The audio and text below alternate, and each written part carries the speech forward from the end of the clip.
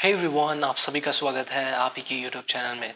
तो आज मैं आप लोगों को बताऊंगा कुछ गाइडलाइंस जो आप लोगों को याद रखनी है।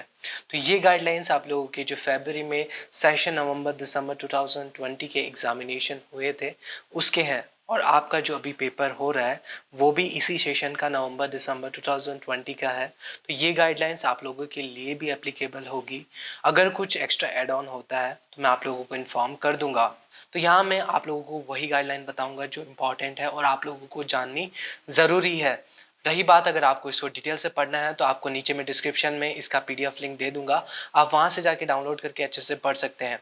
तो पहला गाइडलाइन है आप लोगों का कि परीक्षा के दिन प्रातःकाल 10 बजे प्रश्न पत्र आप लोगों के जो मेंटर होंगे वो आप लोगों को ईमेल या व्हाट्सएप के थ्रू आप लोगों को सेंड कर देंगे, और आप लोगों को वही आपके जो मेंटर होंगे वो आप लोगों को एक ईमेल आईडी भी देंगे जिसमें आप लोगों का जो आंसर पीडीएफ होगा उसे भेजना होगा। दूसरा चीज यहाँ दिया गया है, उत्तर पुस्तिका को निम्नलिखित एप्लीकेशन के द्वारा स्कैन किया जा सकता है। तो आप लोग इन तीनों स्कैनर में से कोई भी स्कैनर यूज कर सकते हैं, genius scanner, clear scanner, document scanner. इनके अलावा भी आप कोई भी स्कैनर यूज कर सकते हैं।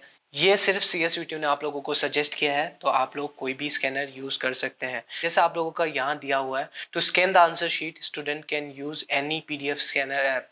आप लोग कोई भी यूज कर सकते हैं, और अगर आप मेरा सजेशन मानते हैं तो आप लोग जीनियस या क्लियर स्कैनर की ओर ही जाएगा। जो ये डॉक्यूमेंट स्कैनर है वो आपके पीडीएफ को बहुत बार करप्ट करते देखा गया है। तो अगर आपको इन दोनों के ऊपर अच्छे से डेडिकेटेड वीडियो चाहिए होगा कि कैसे स्कैन करना है, कैसे सेव करना है, तो उसके बारे में भी मैं आप लोगों को बता दूंगा। नेक्स्ट पॉइंट जो आपका सबसे इम्पॉर्टेंट है, जो पीडीएफ का साइज है अधिकतम 20 MB होना चाहिए। यानी आप लोगों का जो पीडीएफ आप लोग जो बनाओगे उसका जो साइज है 20 MB से ज़्यादा नहीं होना चाहिए। अगर आपका 20 MB से ज़्यादा होता है तो आपका पीडीएफ रिजेक्ट हो जाएगा। उसके बाद जो आप लोगों को पीडीएफ का नेम लिखना है वो इस प्रकार से होगा, पहले आपका सब्जेक्ट कोड, उसके बाद आपका अंडर स्लैश, उसके बाद आपका रोल नंबर रहेगा। तो ये चीज़ आपको यहाँ क्लियरली देखने मिल जाएगी। यानी आप लोगों का पहले सब्जेक्ट कोड रहेगा, उसके बाद आपको अंडर स्लैश लगाना है। आप लोग जो माइनस वाला साइन है वो बिल्कुल मत लगाना, अंडर स्लैश ही रहेगा आपका। उसके बाद आप लोगों का रोल नंबर आएगा, डॉट पीडीएफ। इस तरीके से आपको पीडीएफ का फाइल नेम रखना है। उसके बाद आप लोगों को उनके मेल में सेंड करना है। उसके बाद है छात्र के द्वारा A4 साइज का पेज उपयोग में लाया जाएगा। यानी आप लोगों को A4 साइज का पेज यूज करना है और ब्लैंक पेज यूज कीजिएगा। उसके बाद लिखा गया है प्रथम पृष्ठ का प्रारूप विश्वविद्यालय के वेबसाइट में प्रकाशित किया जाएगा एवं प्राचार्य के द्वारा छात्राओं को उपलब्ध कराया जाएगा। प्रत्येक पृष्ठ के नीचे दाहिनी तरफ पृष्ठ क्रमांक दर्ज करें, ये वाला पॉइंट।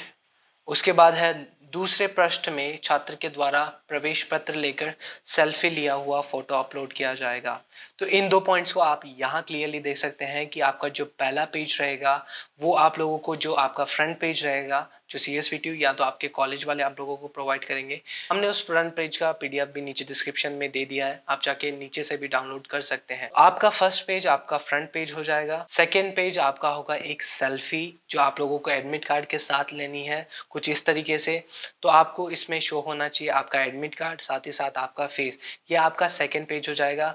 इसमें आप लोग ध्यान रखिएगा कि आपका जो इमेज है मिरर ना हो। आपका जो एडमिट कार्ड है उसके जो लेटर्स है वो उल्टे नहीं होने चाहिए, वो एकदम क्लियर होना चाहिए। उसके बाद है उत्तर पुस्तिका की अधिकतम संख्या 40 पृष्ठों की होगी एवं प्रथम पेज छात्र का विवरण व दूसरा पेज में छात्र प्रवेश पत्र के साथ सेल्फी अपलोड करना है। इस प्रकार कुल 42 पृष्ठों को अपलोड करना अनिवार्य है। यानी आप लोग देख लीजिएगा, पहला पेज आपका जो फ्रंट पेज ये वाला आप लोगों को लगाना है। सेकंड पेज आपका सेल्फी होगा एडमिट कार्ड के साथ। उसके बाद आप लोगों को पेज नंबर लिखना है 1 2 3 4 5 ऐसे करके 40 तक। तो आप लोगों का टोटल मिलके हो जाएगा 42 पेजेस। इसके बारे में मैं आप लोगों को कंप्लीट डिटेल भी दूंगा, कैसे पीडीएफ बनाते हैं, क्या चीज़ आप लोगों को गलती नहीं करनी चाहिए। मैं टोटल आपको अलग वीडियो में गाइड करूंगा उस चीज़ के लिए। नेक्स्ट, किसी भी छात्र की उत्तर पुस्तिका 42 पृष्ठों से अधिक या उससे कम होगी तो उत्तर पुस्तिका निरस्त की जा सकती है और उसकी जिम्मेदारी छात्र की होगी। यानी जो आपने यहाँ देखा है कि आपके जो 42 पेजेस हो रहे हैं, 40 आपके जो ब्लाइंड पेजेस, आपका सेल्फी और आपका फ्रंट पेज, इनको मिला के 42 पेजेस हो रहे हैं।